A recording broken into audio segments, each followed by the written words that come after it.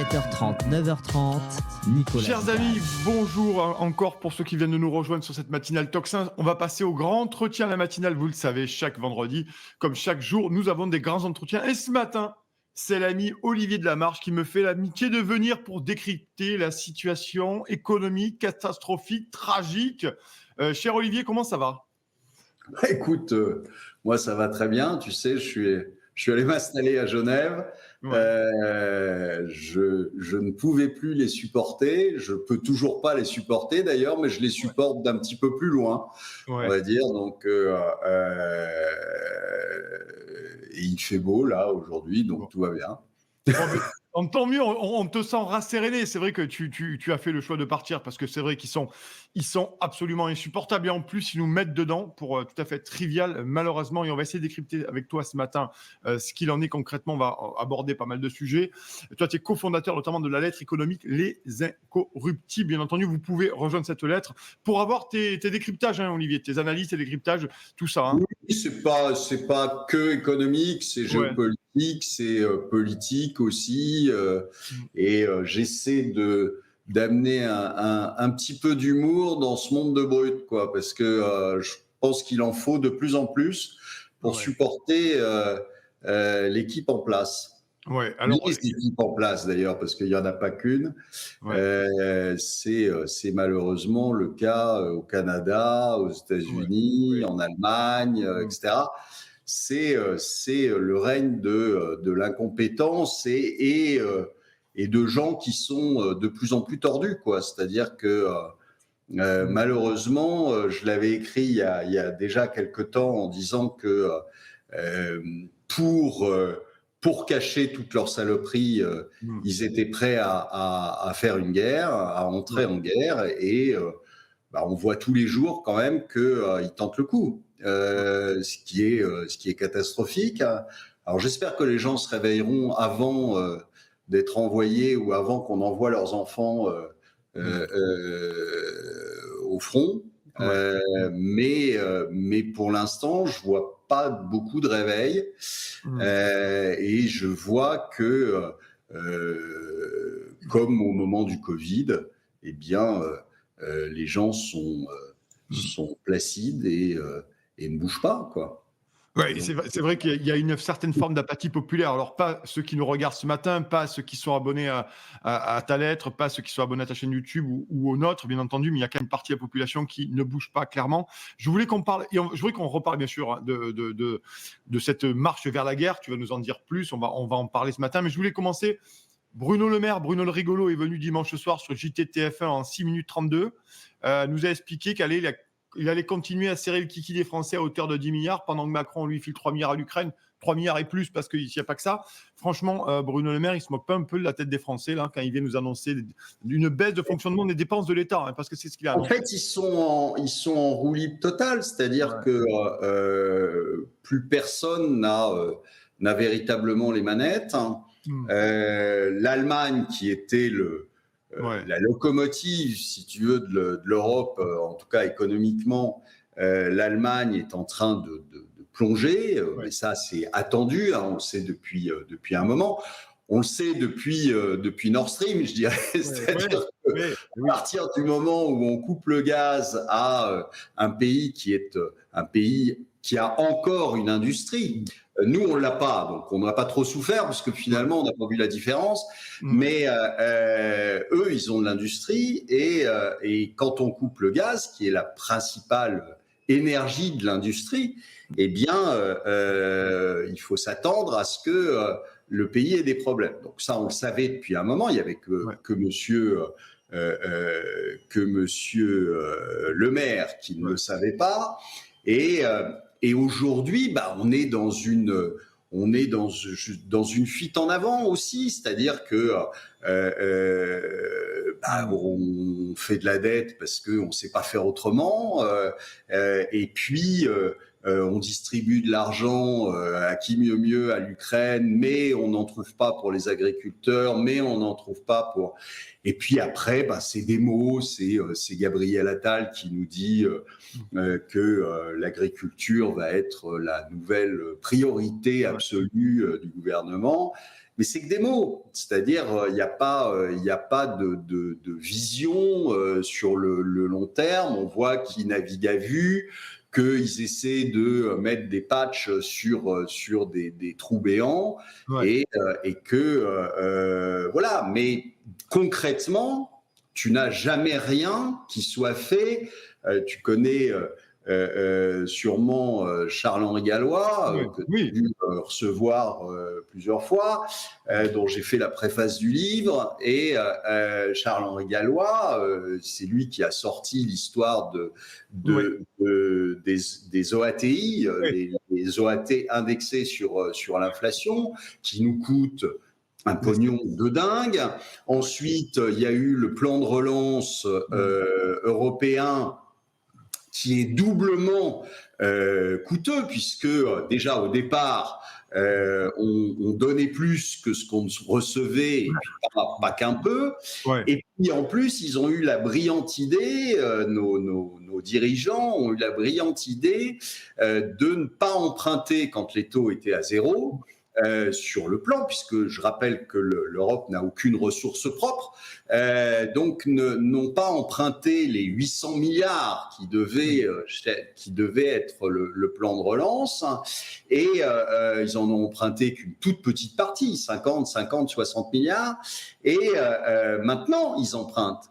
Mais ils empruntent à des taux de 4%.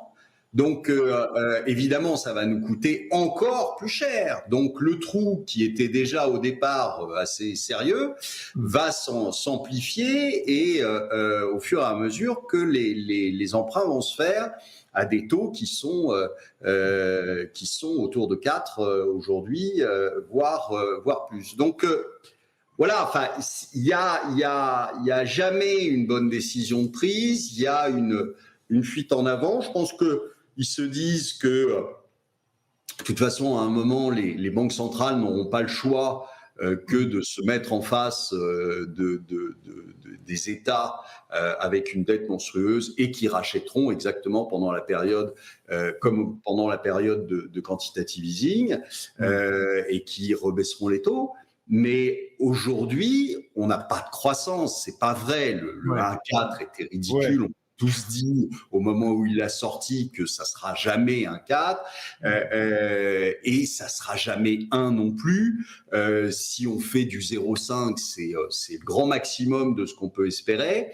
Et 0,5%, je suis désolé, mais ça fonctionne pas. Ça vous permet pas de rembourser de la dette, ça vous permet pas de fonctionner. Et c'est 0,5% avec un déficit budgétaire qui va déjà être monstrueux. Donc on est là, bien sûr qu'on est en récession, en fait. On est en récession parce que le seul moteur, finalement, d'une croissance de PIB, c'est de la dette. C'est toujours plus de dette. Donc, en fait, on est en récession. Techniquement, on est en récession. Alors après, on peut toujours faire les beaux, parce que pendant que les Allemands publient moins 0,3, on publie 0,1 de hausse. Enfin, on voit bien que c'est l'épaisseur du trait et que c'est ridicule.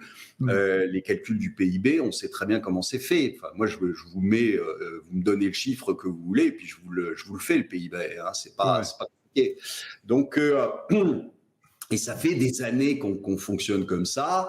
Là, vous entendez la petite musique. On est en train de reparler. Je ne sais pas si vous avez vu récemment, mais on est en train de reparler des retraites. Ben oui. Mais... Là aussi, le financement des retraites. Mais c'est marrant, parce que moi, quand j'en ai parlé dès le début de cette histoire des retraites, en disant, vous verrez que dans 2 ans, on va remettre ça sur le tapis. On a remis ça sur le tapis parce que mécaniquement, on savait que de toute façon, l'équation n'était pas équilibrable, et que donc fallait trouver autre chose. Sauf que jamais, ils ne font ce qu'il faut, c'est-à-dire mettre les choses sur la table, à plat, et repenser le truc. On met des patchs à chaque fois. On essaie d'éteindre l'incendie à chaque fois, mais on a éteint l'incendie, sauf que il couve ailleurs. Donc, on l'a pas vraiment éteint, et on sait qu'on n'a pas vraiment fait ce qu'il fallait on met des patchs. Alors, on allonge d'1 an, on allonge de 2 ans, et puis après, on va diminuer les prestations, ensuite, etc. Et tout ça, c'est fait n'importe comment. Alors, on a l'impression que Bruno Le Maire s'enfonce de plus en plus, dans sa nullité, et puis deuxio aussi, on a l'impression que les États-Unis sont quand même derrière pour nous faire en sorte que l'Europe s'effondre. Oui, il y a cette idée-là. Et Olivier, j'aurais aimé juste reparler des OATI parce que Bruno Le Maire, il n'en a pas parlé dimanche soir. J'ai été étonné parce que je pensais qu'il allait avouer finalement que ça n'avait... Je reprends les chiffres de Charles-Henri Gallois. Rendons à César ce qui est à César. Lui, il dit que c'est le surcoût pour les finances publiques a été de 15 milliards en 2022, 14 milliards en 2023, et il parle d'une bombe à 54 milliards d'euros. Comme tu dis, à un moment donné, ces gens essayent de tirer sur les retraites, sur les remboursements, sur la LD, les affections de longue durée, et sur toute une série de choses. Mais par contre, ça, ils n'en parlent jamais. Pourtant, c'est eux qui sont responsables de ça, les OATI. Totalement. C'est-à-dire, c'est complètement nier le fait que quand vous utilisez la planche à billets à tour de bras, il y a un moment où ça vous retombe sur le coin du nez en termes de dépréciation de la monnaie. Donc, ils ne veulent pas en entendre parler, ils continuent dans l'erreur, mais ça devient diabolique de persévérer dans l'erreur. Et le problème, c'est ça, c'est qu'aujourd'hui, on a de véritables psychopathes aux manettes. Et c'est un gros problème, c'est-à-dire qu'il faudrait que les gens s'en aperçoivent, il faudrait que les gens prennent ça en compte. C'est pas simplement de l'incompétence, c'est aussi des fous furieux, quoi. Oui. Du moins, et en plus, c'est la religion du mensonge. En plus de ça, parce que je voudrais te faire réagir à ça. Bruno Le Maire est venu il y a quelques jours. Il l'a répété à plusieurs reprises à l'Assemblée nationale. Ce qu'il en reste, vous savez, les députés à mi-temps là qui votent, qui sont 200 sur 577, quand il faut voter des trucs un peu importants. Généralement, ils ont piscine, badminton, ou ils sont à la buvette de l'Assemblée, mais peu importe. Il dit, le maire a dit finalement, il répondait à un député du RN sur le prix de l'énergie. Et je cite, c'est surtout votre soumission à Vladimir Poutine qui a fait exploser les prix du gaz. Franchement, non mais. Mais c'est tellement pratique. Les gens le regardent, ce monsieur, tout de même. Sa famille le regarde. C'est pratique, si tu veux. On a Poutine, c'est le responsable de tous nos maux. Si Macron a fait une dette de plus de 1000 milliards sur sa mandature, c'est Poutine. Si les prix du gaz ont monté, c'est Poutine. Si les prix de l'alimentaire ont monté, c'est Poutine. Mais jamais eux. Jamais eux. On se demande si d'ailleurs Poutine n'est pas le président français parce que il est responsable de tout. Eux, rien du tout. Mais évidemment que ça n'enfume que les crétins. Ce genre de position et de positionnement de Bruno Le Maire et des autres. Parce que ces journées, il va de sa petite chanson, tout le monde y va de sa petite chanson, Gabriel Attal aussi, etc. Donc, tous nos mots sont les Russes. On ferait mieux d'avoir Poutine comme président, comme ça, au moins, il serait responsable de quelque chose. Oui, parce que c'est assez fou. Et d'ailleurs, je voudrais qu'on va en reparler après, bien sûr, de l'Ukraine, de la Russie, parce que c'est intéressant. Mais il y a aussi cette idée que Bruno Le Maire, il a quand même dit, notamment, il a justifié aussi cette réduction, du moins cette économie de 10 milliards, notamment par la crise économique. L'Allemagne s'effondre en termes d'économie. Quel rapport ça a pour toi? Est-ce qu'il y a un rapport entre l'effondrement de l'économie allemande et nous derrière?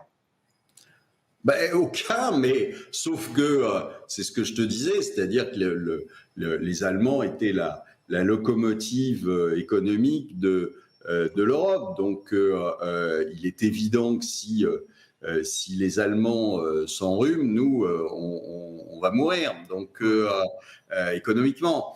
Donc, oui, la seule chose, si tu veux, c'est que c'est ce que je te disais, ils sont en mode panique. Ils sont en mode panique parce que Je pense que certains commencent à ouvrir les yeux, les gens commencent à comprendre qu'on s'est foutu de leur gueule, et au bout d'un moment, il faut aller toujours de plus en plus loin. Et je te dis, moi, c'est ça qui me fait peur, mais depuis un moment, c'est que je pense qu'ils ont besoin d'une guerre.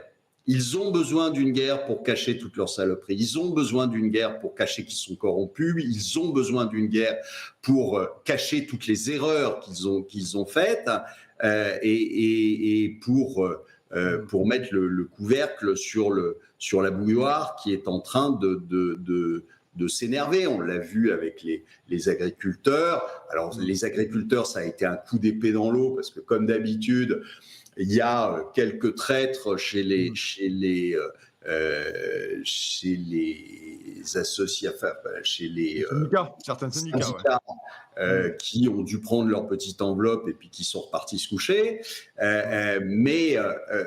Voilà, petit à petit, il y a quand même des gens qui commencent à comprendre qu'on s'est foutu de leur tête. Donc, à un moment, il faut espérer que les gens se réveillent vraiment et n'aillent pas, ne retournent pas chez eux rapidement. Mais le problème, c'est qu'en face, justement, il faut aller de plus en plus loin pour éviter d'avoir des soucis, pour éviter que ça se soulève, pour éviter que... Et on voit des tentatives à droite, à gauche. On l'a vu au Texas, on l'a vu au Canada bien avant, on l'a vu en France avec les gilets jaunes, et puis après les agriculteurs, etc. Il y a quand même un certain nombre de personnes qui se réveillent, mais l'État, jusqu'à maintenant, arrive à contrôler tout ça.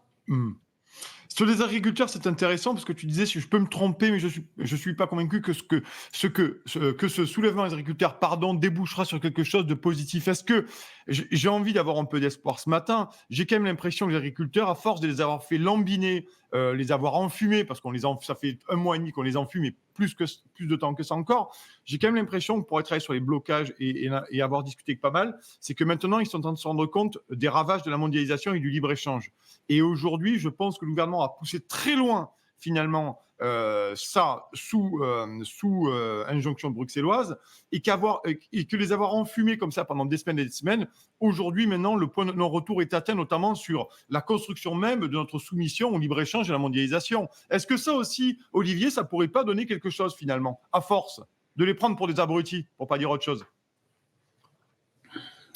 Peut-être. Enfin, tu sais, moi, je pense depuis longtemps que le Covid a été, la gestion du Covid a été un test, et un test qui malheureusement a très bien fonctionné pour les États.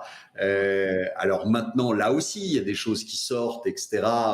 Mais ça n'empêche que sur le moment, tout le monde a obéi, et il y a très peu, au final, de gens qui sont restés libres et qui n'ont pas suivi le mouvement. Donc, oui, on peut espérer que de plus en plus de gens se réveillent, de plus en plus de gens s'opposent, etc. Mais le problème, c'est que pour l'instant, on ne peut pas dire qu'on le voit, enfin que ça se manifeste très, très fortement. Donc, ça a commencé en Allemagne. Tu as vu qu'en Allemagne, ça s'était arrêté.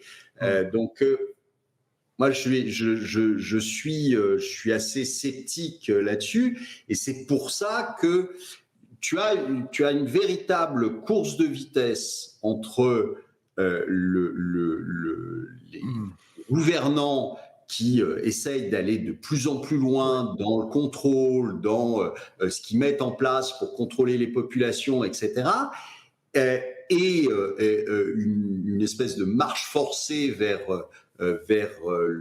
les conflits armés.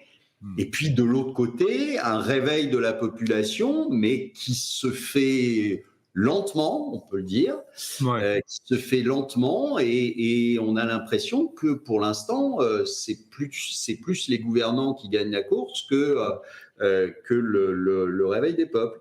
Mmh. Voilà. Ce qui est intéressant, c'est que malgré la crise agriculture, malgré les syndicats majoritaires, on parle des JA, Jeunes Agriculteurs et FNSEA, on voit bien que la parole, la propagande publique, c'est même plus la parole publique, la propagande publique finalement ne marche plus.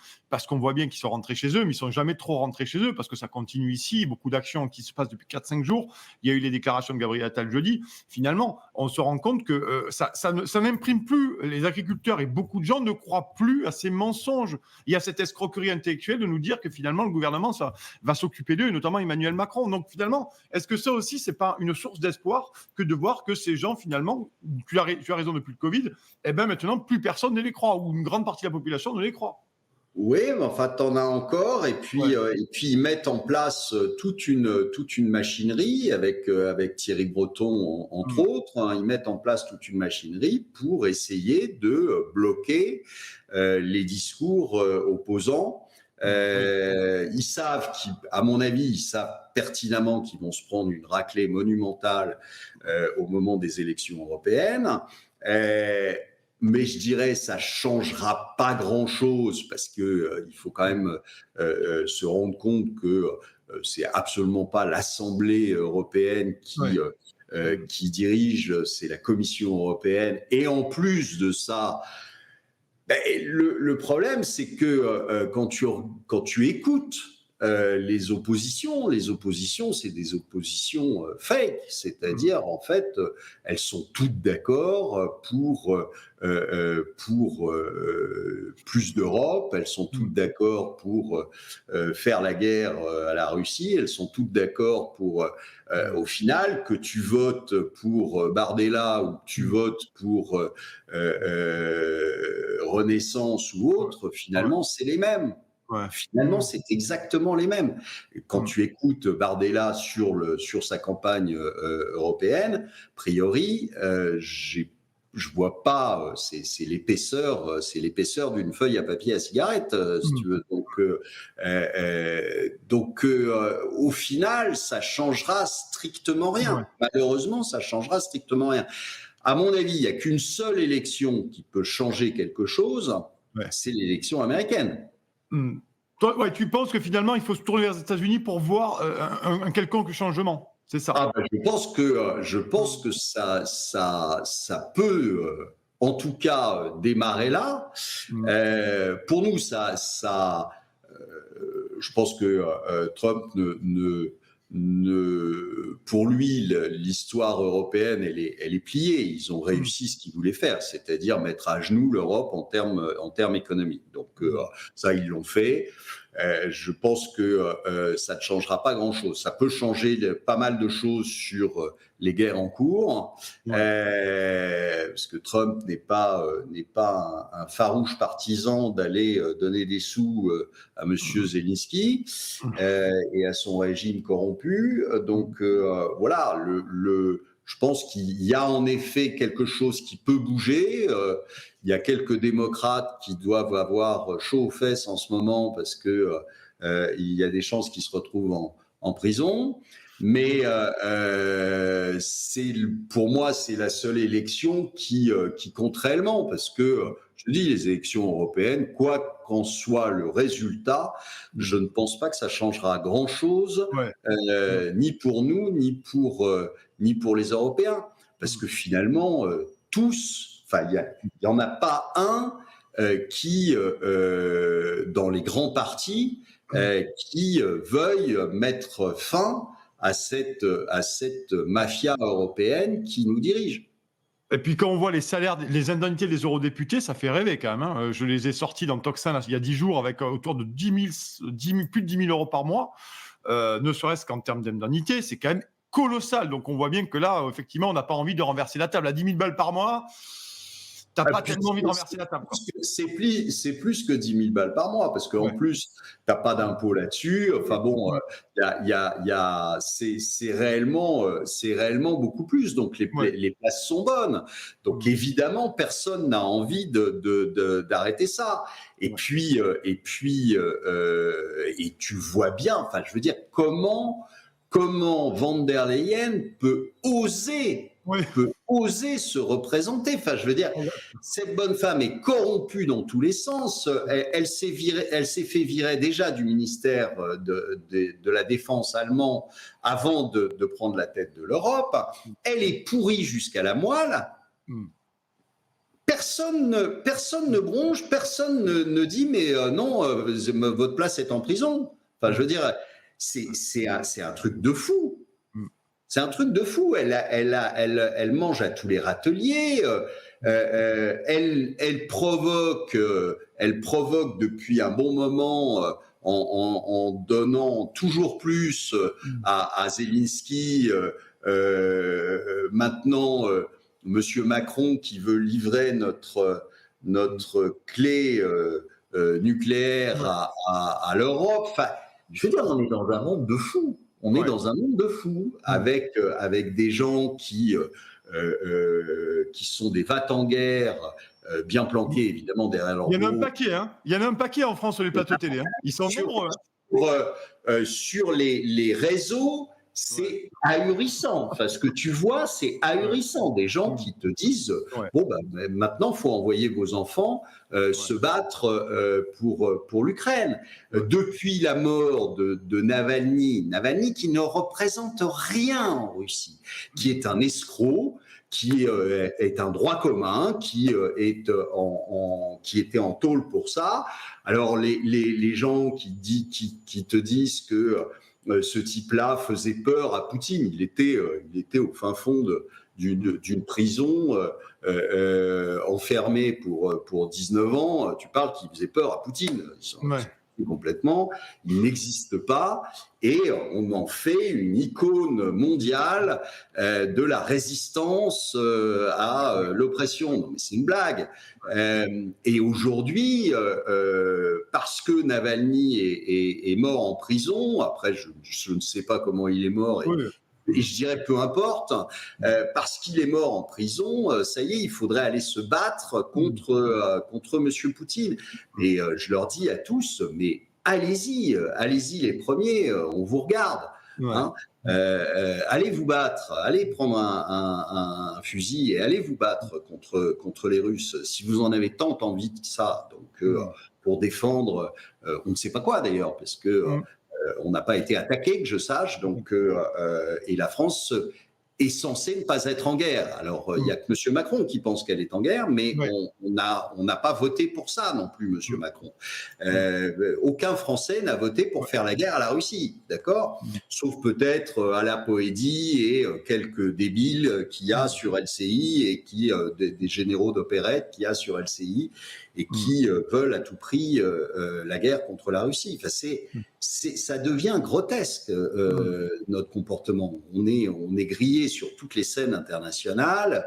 On a le petit Macron qui peut plus foutre les pieds en Afrique, qui peut plus foutre les pieds. Enfin, je veux dire, il y a un moment où quand même les gens se rendent compte du mal qu'a fait ce président pendant les presque 11 ans maintenant, parce que il faut quand même se rappeler qu'il a sévi avant, sous Hollande, comme ministre de l'économie et comme secrétaire général adjoint aux affaires industrielles. C'est d'ailleurs là où il s'est payé Alstom. Hein. Voilà. Oui. Mais et je te dis, moi, ce qui me fait peur, c'est qu'ils sont de plus en plus en roue libre.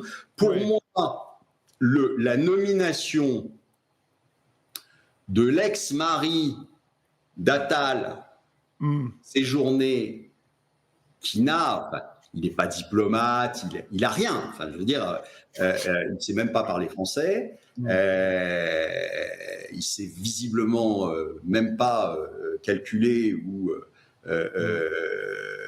le signe plus ou le signe moins, il confond en mathématiques. Il s'essaye à l'économie, il est juste aussi dyslexique en économie. Enfin, c'est juste catastrophique. Et pour moi, c'est vraiment le signal de la part de Macron qui dit « je fais ce que je veux, et je vous emmerde ». Hein, il nous l'avait dit aux non-vaccinés quand il y avait le Covid. Eh bien, il le dit aujourd'hui à l'ensemble des Français, je vous emmerde, je fais absolument ce que je veux. Il se croit encore dans une cour d'école à 14 ans. Ouais. Le problème, c'est qu'il engage notre sécurité, notre pognon, enfin, il engage tout ça aussi. Et, oui, non, mais le pognon, c'est tellement facile, si tu veux, tu mets une ligne dans le bilan de la France, tu mets 10 milliards de plus en dette, et puis tu distribues des armes, puis quand tu n'as plus d'armes, tu distribues du pognon. Et moi, tu m'enlèveras pas de l'idée qu'il y en a quand même une partie qui revient oui. dans certaines poches, voilà, dans des pays au soleil. Mais c'est pas possible autrement. Enfin, je veux dire, on peut pas distribuer comme ça de l'argent à Zelensky, cocaïnomane, totalement corrompu, etc. Et qui est pas de retour. C'est pas vrai. C'est pas déjà, vrai. Ce qu'on peut dire, Olivier, il n'y a aucun contrôle sur l'argent qu'on envoie là-bas. On l'envoie, on ne sait pas avec qui il va, qui tombe d'ailleurs.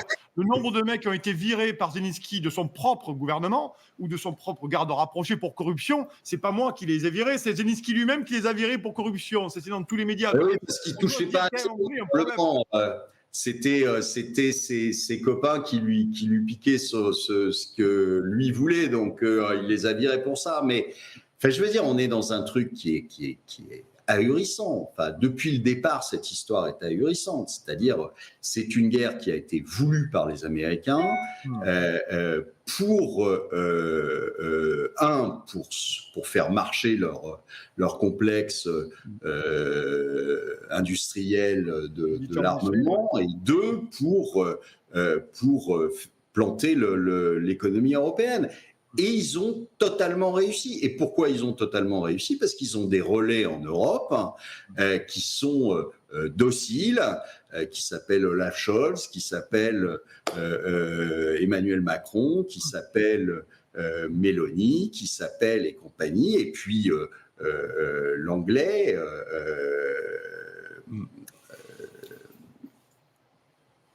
Ça, je ne l'ai plus.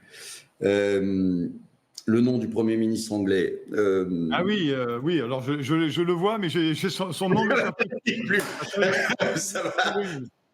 Ça va me revenir. Donc, qui sont tous soumis et qui dépendent tous des États-Unis. Donc, voilà. C'est Rishi Sunak. Voilà. Donc, mais c'est catastrophique parce que on a, je te dis, on a des relais, on a des gens qui essaient de museler toutes les voix dissidentes et puis qui après vont pleurnicher sur Navalny, mais personne ne redit à ces journalistes, ou alors il faut juste l'ambassade de Russie qui dit mais souvenez-vous de Assange, il n'est pas en prison, et pourquoi il n'avait pas fait d'escroquerie, Assange, il avait juste dénoncé des faits, il a juste fait son boulot de journaliste. Et il est dans nos joyeuses démocraties, il est embastillé, et aujourd'hui il risque d'être emmené aux États-Unis et d'y subir une peine de 200 ans de prison. Donc, il mourra dans sa prison. Et on se drape dans, soi-disant, une bonne conduite, de bonnes âmes et des grandes démocraties, mais qui n'ont de leçons à donner à personne. Mmh. Je voulais qu'on finisse là-dessus, Olivier. Merci d'être là ce matin sur Tocsin. Je voulais qu'on finisse sur CNews, la censure qui a frappé, qui frappe avec des contrôles de plus en plus forts. Tu as travaillé sur RT France. J'ai été éditorialiste sur RT France. On a été fermé en 48 heures, sans aucune procédure nationale, juste pour le desiderata d'Ursula von der Leyen et Thierry Breton. On avait quand même prévenu pour certains. On avait dit il y en aura d'autres qui vont tomber. Et aujourd'hui, ça tombe. Et CNews était le prochain sur la liste. Il y avait RT France, puis il y a CNews. Oui, surtout qu'en plus, quand tu regardes CNews, les voix dissidentes, ça représente très peu de temps sur une journée. Ouais. D'accord ? Parce que le reste est bien matricé, ouais. Et donc il n'y a absolument aucun souci. Mais il faut faire taire les voix dissidentes. Je te dis, plus les gens se réveillent, plus ça va devenir compliqué pour eux de maintenir le narratif, qui est un narratif, on le voit bien, qui est complètement idiot, irréel, etc. Donc, qu'est-ce qu'il faut faire ? Il faut museler les quelques voix qui disent le contraire. Et donc, et puis tu as alors quelques agents là-dessus, le représentant de Reporters sans frontières, etc., qui t'explique qu'il faut absolument détruire CNews. Et ça, ce qui est fou, c'est que ça passe. Comme disent les jeunes, ça passe crème, tu vois. Donc, hop là. Ah bah oui, c'est des fachos sur CNews, mais ça pose aucun problème que sur la totalité des autres chaînes, ce soit des extrêmes gauches qui passent en permanence. Ou des gens du gouvernement. Ça ne pose aucun problème. En revanche, que dès qu'il y en a un qui dit quelque chose de différent, d'abord, il est classé d'extrême droite, parce que comme c'est des mononeurones, les gens, ils vous disent si c'est pas entièrement pour Macron, c'est donc de l'extrême droite. C'est ce qu'on appelle le point Godwin, c'est quelque chose de connu en communication. Pourquoi pas pédophile, pourquoi pas. Enfin bon, on prend quelque chose d'horrible et ça clôt tous les débats. Et voilà. Et donc après RT, on a bien vu qu'RT c'était. Je rappelle quand même que RT c'était une société française avec des journalistes français, d'accord, des capitaux russes, mais des journalistes français, que cette chaîne avait reçu, au mois de décembre, avait reçu l'aval de l'Arcom parce qu'il n'avait rien trouvé pour pouvoir la fermer, parce que M. Macron voulait la fermer depuis longtemps, parce que évidemment il y avait quelques personnes qui passaient chez RT et qui n'étaient pas du même bord que M. Macron. Avec une grosse audience, Olivier, avec une très grosse audience aussi. Avec une très grosse audience, parce qu'ils faisaient leur boulot correctement. Et tous les deux, on peut témoigner qu'on n'a jamais reçu de pression ou quoi que ce soit pour dire quelque chose qui déplairait. On n'a jamais été téléguidé. Jamais été téléguidé. En tant que petit-fils de Polonais, tu vois, autant te dire que j'aurais pas apprécié d'être téléguidé. Voilà. Donc ça. Voilà. On n'a pas eu. Enfin, je sais pas toi, mais moi, j'ai pas eu ma carte du FSB non plus. Non. Je suis même jamais allé en Russie, vois-tu. Je suis jamais allé en Russie de ma vie. Alors bon. Oui, et donc c'est ridicule, mais c'est très classique en ce moment, c'est-à-dire que dès que tu poses une petite question sur ce qui se passe en Ukraine et en Russie, tu es poutinophile, tu es poutinolâtre, tu es et autres joyeusetés. Et quand tu dis quelque chose qui n'est pas dans le discours ambiant, eh bien, tu es d'extrême droite, tu es un fasciste, tu es etc. Bon, c'est le niveau zéro de la réflexion, c'est le niveau zéro de l'intelligence, mais on n'est plus à ça près depuis un bon moment. Je suis bien d'accord avec toi. En tout cas, merci Olivier de ce grand entretien ce matin. Merci d'être venu dans Toxin, la matinale Toxin. Chers amis, n'hésitez pas, bien entendu, à partager. Vous êtes très, très nombreux à nous regarder. Et surtout, aidez-nous. Véritablement, maintenant, on a vraiment besoin de vous pour que vous fassiez des dons. Vous avez tous ces liens en bas de la vidéo. C'est très, très important. Merci Olivier de ton passage. On rappelle, économiste et cofondateur de la lettre économique Les Incorruptibles. Abonnez-vous aussi à la lettre d'Olivier et suivez-le, notamment sur X, parce que Olivier, quand même, parle vrai sur X et c'est toujours un plaisir de lire tes saillies, mon cher Olivier. Je te souhaite une excellente journée, cher Olivier, et un excellent week-end. Eh bien, à toi aussi. À bientôt. Matinale Toxin, Allez, au revoir, Nicolas. 7h30, 9h30. Chers amis, voilà, Nicolas c'est Vidal. la fin de la matinale de Toxin pour ce vendredi. Bien entendu, j'espère que les invités vous ont plu, puisque vous le savez, avec Clémence Oudiakova, nous essayons de recevoir un maximum d'invités passionnants, intéressants et surtout qui ne passent pas dans les médias mainstream pour vous apporter tous les matins de la semaine une information différente avec des voix qui portent, des analyses pertinentes et des sujets discordants. Merci en tout cas d'avoir suivi cette matinale. N'hésitez pas, vous le savez, à partager, à liker, à diffuser cette vidéo au plus grand nombre à tous vos amis. N'hésitez pas aussi à vous abonner à la chaîne YouTube, bien entendu. Si vous êtes sur Twitter, retweetez, sur Facebook, partagez. Il faut faire le maximum de bruit et d'audience avec cette matinale. Et surtout, vous le savez, aidez-nous, aidez-nous, aidez-nous. On a plusieurs offres, notamment dedans, vous les avez ici qui s'affichent à l'écran, 5 euros, 10 euros, 30 euros et des dons libres. Vous avez tous les liens en bas de la vidéo. Il faut absolument, absolument nous aider. C'est très, très important. Vous le savez, Toxin est un média totalement indépendant et on a besoin de vous. Sans vous, on ne peut pas continuer. Donc, merci à ceux qui ont donné déjà. N'hésitez pas à continuer à nous donner, bien entendu, pour que cette matinale se passe, continue à grossir puisque les audiences sont absolument considérables. C'est absolument dingue. Merci de votre fidélité. Merci de votre soutien. Donc, n'hésitez pas à donner pour ceux qui le peuvent, c'est vraiment, vraiment, vraiment important. Nos programmes reprennent normalement dès lundi prochain. Lundi qui arrive, bien entendu, 7h30, 9h30, Clémence Oudiakova qui reprend les rênes, qui reprend le micro, qui va arriver plus déterminé que jamais après ses vacances bien méritées. Moi, je vous souhaite un excellent week-end, une excellente journée. En tout cas, et vous le savez, consommez et gueulez français et surtout, bye bye, vive la démocratie. Salut, ciao.